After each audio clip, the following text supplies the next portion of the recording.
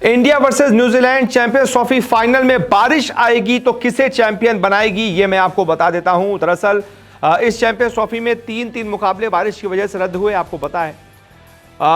उसके दौरान यानी कि लीग स्टेज के दौरान जब मैचेस रद्द हुए तो फिर दोनों टीमों के बीच एक पॉइंट बांट दिया गया। लेकिन अब नॉकआउट स्टेज है, अब तो फाइनल मुकाबला है, तो ऐसा तो है नहीं कि एक पॉइंट बांट दिया जाएगा। इसलिए आईसीसी ने इस फाइनल के लिए 4 नए नियम जारी किए हैं, बताए हैं, और वही नियम तय करेंगे कि इस मैच में विजेता कौन होगा।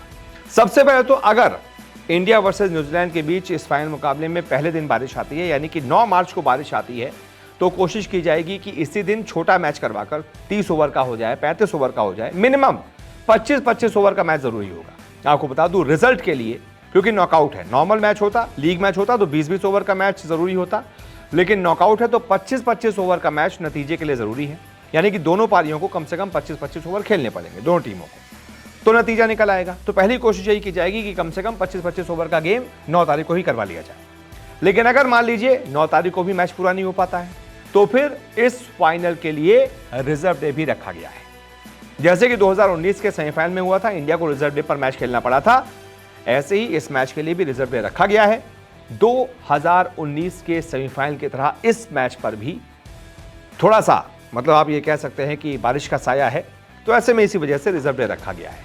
तो मान लीजिए 25-25 ओवर का गेम नहीं हो पाता है पहले दिन, और मैच जितना भी हो पाता है वहां से फिर 10 तारीख को रिजर्व डे के दिन शुरू किया जाएगा और फिर रिजर्व डे पर नतीजा निकालने की कोशिश की जाएगी। लेकिन अगर रिजर्व डे पर भी मैच नहीं हो पाता है, रिजर्व डे पर भी बारिश आती रहती है और मैच को रद्द करने की नौबत आ जाती है, तो फिर क्या होगा?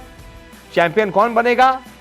तो फिर भाई आपको मायूस होकर जाना पड़ेगा, क्योंकि चैंपियन फिर दोनों टीमें होंगी, ट्रॉफी शेयर कर दी जाएगी, जॉइंट विनर इंडिया न्यूजीलैंड को घोषित कर दिया जाएगा।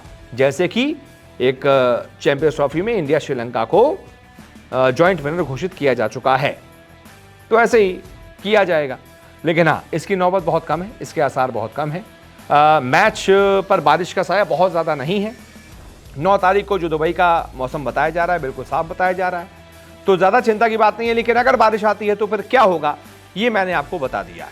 वैसे तो उम्मीद है कि 9 तारीख को ही, यानी कि कल ही, मैच आराम से पूरा हो जाएगा। 50-50 ओवर का बढ़िया गेम आपको देखने को मिलेगा। ऐसे में देखना होगा कौन सी टीम चैंपियन बनती है। वैसे आप क्या कहते हैं, कमेंट करके बताइए। इस वीडियो को देखने के लिए बहुत बहुत शुक्रिया। अब YouTube और Facebook के अलावा खेल की खबरों के लिए विजिट करें www.news24sports.in पर। खेल की दुनिया से रहें हर वक्त अपडेट। क्रिकेट, ओलंपिक स्पोर्ट्स और हाँ, WWE समेत यहां मिलेगी हर छोटी बड़ी खबर, एक्सक्लूसिव इंटरव्यूज से लेकर बारीक एनालिसिस तक। क्योंकि आप तो जानते हैं, खेल की खबर यानी न्यूज़ 24 स्पोर्ट्स।